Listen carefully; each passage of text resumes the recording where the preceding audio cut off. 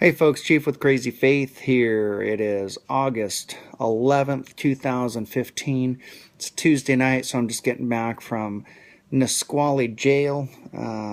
Jerry was going to kick it over with the men. I don't know what on earth is happening over at the new jail, but they have such an abundance of people and an abundance of people getting released. Jerry hasn't been able to get in the last few weeks to even have Bible study, and I know that there's extra chaos. I know there's peace whenever Crazy Faith is there and we leave.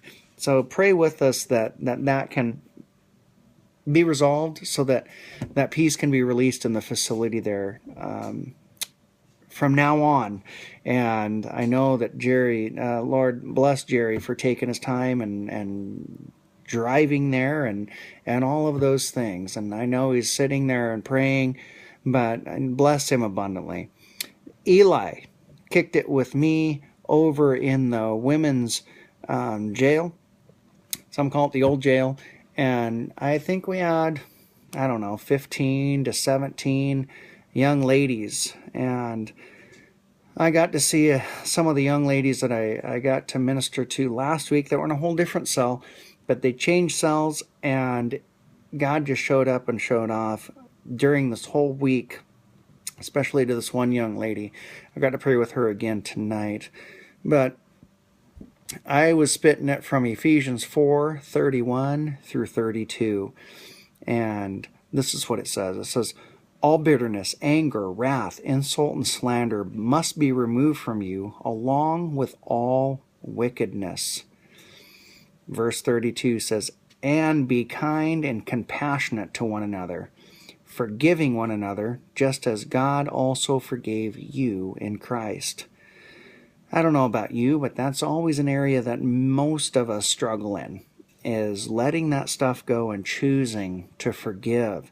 Here's the great news. Eli and I took the time. We got to pray with these young ladies, and they chose to forgive in a numerous different ways, and then they chose to forgive themselves. We had a number of prayer requests, if I can even say that. And I want you to pray over these young ladies just for their restoration of their relationships with their children, with their parents, with their brothers and sisters and uncles and aunts, that there's just a restoration work being done before they even see these people again. Another praise report this young lady had, she was sharing that her fiancé was actually delayed in Nisqually jail, and he got out and was testifying. He was one of the very first people it was in my Bible studies not long ago, long ago, and she was testifying that he said, yeah, this guy Chief was just saying his job is to provoke thought and share about the blessings of God, and that God uses the least likely for the Almighty, and that I have value, and that I'm worth it, and that he prays that we all have a closer relationship with God. And she goes, and I thought, well, yeah, I mean, that's cool and all. She goes, and then I started watching him live it.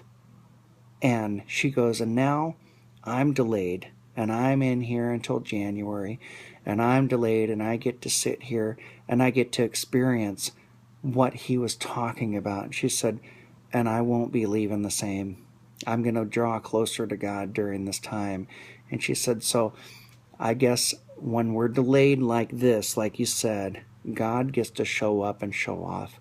So, you know what? I'm not praying that you're delayed like that, but I'm declaring that God shows up and shows off in your life, and that you're drawn to a closer relationship with Him because of your delay. Don't look at those delays as a bad thing. Look for God in your storm. I love you. I'm proud of you. Get some good rest, and I'll be catching up with you later.